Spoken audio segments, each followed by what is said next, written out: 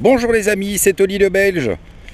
On se retrouve, comme toujours, comme tous les dimanches à 20 h, je vous l'ai promis, une nouvelle bécane, et pas des moindres, KTM 1290 Super Adventure S. Alors pourquoi S? Pourquoi 1290? Parce que je suis belge, donc c'est 12,90 pour nos amis français. La S, c'est avec les suspensions pilotées, etc. C'est juste pas mal. Je vais vous montrer ça tout à l'heure. Alors, pour en rester aux suspensions, le truc vraiment spectaculaire, c'est que là, je l'ai mis en road pour que ce soit confortable. C'est assez confortable, mais lorsque vous voulez un peu attaquer, il ne faut pas hésiter à changer pour passer en race. Là, elle est beaucoup plus rigide. Elle est déjà très rigide comme ça, hein, mais quand vous la passez, quand vous commencez à attaquer et qu'elle est en road, les suspensions ont un peu tendance à... On voit qu'elles ont du mal parce que le châssis est super rigide et donc c'est une moto qui aime être balancée. Donc pas hésiter, je vous montrerai tout à l'heure comment changer. C'est super simple, il y a moyen de changer en roulant. Aussi au niveau des suspensions, aujourd'hui on a fait une balade à deux, vous le voyez parce qu'il y a les deux sangles airbags. Donc je suis avec mon épouse, donc là je l'ai mise en passager plus pilote. On va quand même le montrer sur le tableau de bord, ça sera plus clair comme ça. Donc avec la petite clé, le petit transpondeur en poche, tac, on appuie, ce superbe tableau de bord est là. Donc c'est quand même une moto pour grand.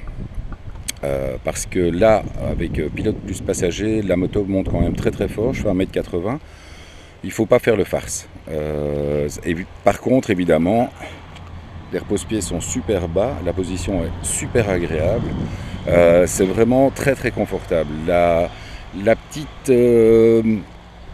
petit pare-brise avant protège plutôt bien. J'ai roulé pratiquement toute la journée avec mon casque jet ouvert parce que vraiment on est très très bien, hop là, très bien caché derrière ce grand pare-brise. Pour le reste, comme je l'ai dit sur Insta, purée, le moteur c'est un avion de chasse, 160 chevaux, mais c'est 160 vrais chevaux, quoi. C'est vraiment, ça arrache, un truc de dingue. Il y a le shifter dessus. Alors de nouveau le shifter en duo. C'est de temps en temps un peu désagréable pour le passager d'avoir ces passages de vitesse assez secs. Donc il ne faut pas hésiter à utiliser cet embrayage qui est extrêmement souple. On en revient au tableau de bord. Je ne sais pas si c'est un effet de cette moto-ci. Il est un petit peu bruyant. Il y a 2-3 clics dedans qui sont un peu usants. Vous allez, à mon avis, très certainement aussi l'entendre sur la vidéo. Et autre truc, c'est quand on fait du semi-off-road, la béquille, ça claque en dessous. Enfin, il y a un bruit là-bas en dessous qui est assez désagréable. Bon, je crois pas qu'il y a grand monde qui va aller faire du off-road avec, même si c'est possible, même si c'est tout à fait envisageable, parce que vraiment la moto est très très à l'aise. Elle est très haute, hein, comme vous le voyez. Donc, il y a la possibilité de faire du off-road. Maintenant, je ne suis pas certain qu'on ait vraiment envie de coucher une bécane pareille, parce qu'elle reste quand même, elle est superbe en noir mat comme ça, elle est juste fabuleuse. Alors, autre truc, je l'oublie plus maintenant, il est marqué sur le tableau de bord, en faisant un voyage, donc j'ai fait 217 km, 6 litres 4. On va dire que j'ai fait la moitié seul, en faisant les pop à chaque changement de vitesse, donc ça bouffe pas mal, mais aujourd'hui on a fait quelque chose de beaucoup plus à l'aise, beaucoup plus souple, donc la consommation a chuté assez nettement, puisque j'étais à 7 litres 2, je suis passé à 6 litres 4, donc on sent que le moteur, il est aussi là pour être plus à l'aise. Alors là, je vais vous faire l'effet spécial à la belge. Je vais monter sur la moto et ça va continuer à filmer pendant que je roule. C'est quand même assez incroyable ça. Je ne vais pas vous donner tous les détails, mais c'est incroyable. Regardez, hop, la caméra, oh, je monte sur la moto, hop. Donc, comme je vous l'avais dit, hein. Pas bas. Alors, donc vraiment, vous le voyez, hein, donc vous le voyez sur le truc, donc je suis en ride street, ABS road, confort, et alors donc ici, le petit logo pilote plus passager sans les valises. Voilà. Hop. Pour le plaisir. Ça fait quand même un beau coup.